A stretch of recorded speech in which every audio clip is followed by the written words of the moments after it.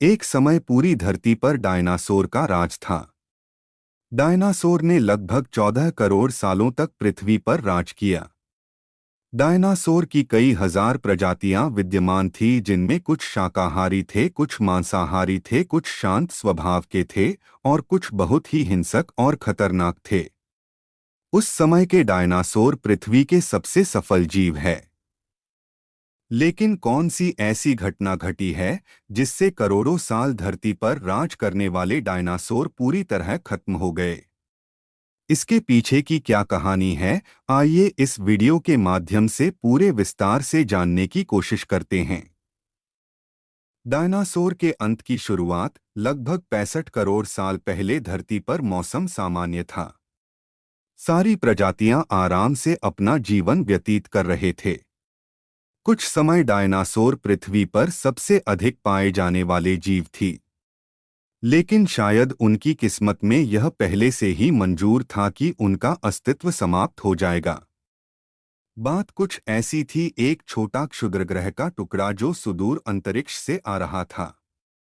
इसकी संभावना थी कि यह चंद्रमा से टकराएगा, लेकिन आने के क्रम में मंगल और बृहस्पति के बीच बने एक बड़े क्षुद्रग्रह से टकरा गया। मंगल और बृहस्पति के बीच का क्षुद्रग्रह पृथ्वी की तरफ बढ़ने लगा, जिसका व्यास 40 किलोमीटर और वजन लगभग 2 ट्रिलियन मीटर था। क्षुद्रग्रह के पृथ्वी से टकराने से 35,000 डिग्री सेल्सियस ऊर्जा वाला विस्फोट हुआ, जो 10 हाइड्रोजन बम के विस्फोट के समान था। विस्फोट के बाद धरती से लाखों टन धातु अंतरिक्ष में फैल गया और लगभग 180 किलोमीटर चौड़ा एवं 20 किलोमीटर गहरा गड्ढा बन गया। क्षुद्र ग्रह के टकराने के लगभग 16 मिनट बाद 11.1 तीव्रता वाले भूकंप तरंगे उठने लगी, समुद्र में सुनामी उठने लगी एवं सभी तरंगीय ज्वालामुखी सक्रिय हो गई और एक के बाद एक ताबड़तोड़ विस्फोट होने लगे। चारों ओर आग और पानी फैल गया।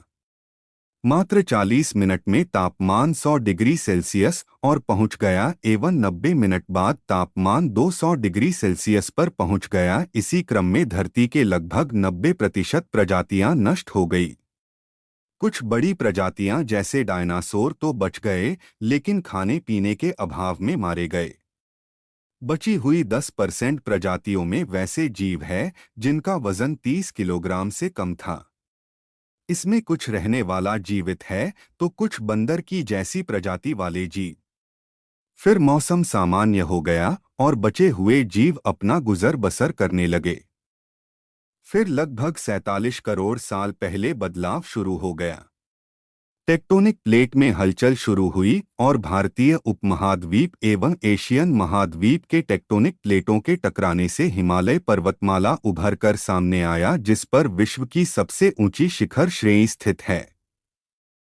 धीरे धीरे मौसम का पैटर्न बदलने लगा और मौसम ठंडा होने लगा। 3.5 करोड़ साल पहले ग्लोबल कूलिंग हुई और घास के मैदान बढ़ने लगे एवं जंगल कम होने लगे। तब ऐसे जानवर सामने आए जो खुले मैदान में रहने के लिए उपयुक्त हो गए और कुछ ऐसे जानवर भी थे जो दूसरे जानवरों को खाने पर निर्भर हो गए।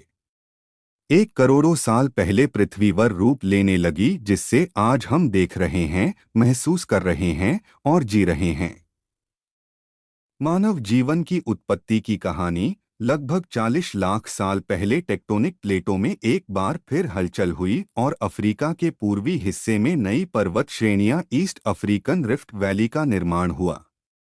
इस पर्वत श्रेणी के निर्माण के बाद मौसमी हवाएं बंद हो गई और बारिश बंद हो गए। अफ्रीका के इन्हीं जंगलों में रहते थे हमारे दूर के रिश्तेदार द ग्रेट एप्स, जिन्हें पायरोलाप्थेकस पियरोला कहा जाता है। यहीं से शुरू होती है मानव जीवन के उत्पत्ति की कहानी। पियरोला पेड़ों पर रहते थे, फलों को खाते थे एवं वजन ज्यादा होने के कारण खुद नहीं पाते थे तो वे पेड़ों पर झूलते रहते थे। कभी कभी 2 पैरों पर खड़े होकर चल भी सकते थे। चलने की यह कला हमारे आम धारणा के उलट जमीनों पर नहीं बल्कि कहानियों पर विकसित हुई। 2 पैरों पर चलना इंसानों की नहीं, इन एप्स की खोज थी। आगे चलकर जलवायु परिवर्तन और जगह बदलाव के चलते हैं ये ग्रेट एप्स में बदल गए और चिंपैंजी एवं गोरिल्ला में विकसित हुए। कुछ इंसानों में बदलना शुरू हुए। वे पूरे अफ्रीका में फैले हुए थे, लेकिन बारिश बंद हो जाने के कारण यहाँ के जंगल सूख गए और ये एप्स खाने की समस्या से जूझने लगे। भोजन की तलाश में पेड़ों से उतरकर अब जमीन पर चलने लगे। अर्डिपिथेकस रामिडस, ये हमारे पूर्वज थे जिन्होंने जमीन पर मानव इतिहास का पहला कदम रखा और आज हम इन्हीं के बदौलत चांद पर कदम रख पाए हैं। इनका दिवाकर संतरे इतना बड़ा था और लंबाई लगभग 4 फीट के आसपास थी। यह हमारे वंश के सीधे चलने वाले पहले जीव थे। कई हजार सालों के विकास के दौरान यह 2 पैरों पर चलना सीख गए और घूम घूम कर भोजन तलाशने की प्रक्रिया में लग जाएं और विकास की प्रक्रिया चलती रही। होमो हैबिलिस विकास के इस दौर में लगभग 23 लाख साल पहले हमारे पूर्वजों ने पत्थरों से बने हथियार का इस्तेमाल करना शुरू कर दिया। पत्थरों से औजार बनाएगा जिनमें और हथौड़ा प्रमुख था।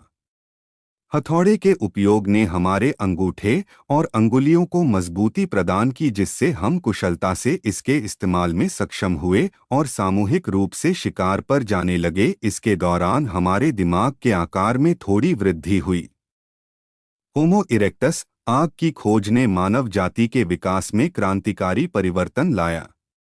आग का प्रयोग रोशनी करने में, जानवरों को भगाने में एवं भोजन बनाने में होने लगा और साथ ही साथ दिमाग में भी वृद्धि होने लगा क्योंकि ऊर्जा का एक बड़ा भाग भोजन को पचाने में खर्च हो जाता था। लेकिन आग के आविष्कार के बाद पके हुए भोजन खाने से कम ऊर्जा की जरूरत पड़ती और बाकी ऊर्जा से दिमाग विकसित होने लगा।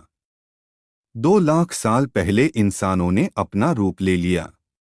लैरिंग्स जो गले के ऊपर थी नीचे आ गई और हम जटिल आवाजें निकालने लगे। होमोसेपियन लगभग 1 लाख साल पहले इंसान कहीं भी आ जा सकता था। हाथ फुर्तीला हो गए थे और पुराने हथियार भी थे जिसके बल पर शिकार आसान हो गया। साथ ही साथ बात करने और आग पर काबू पाने की कला भी हमने सीख ली।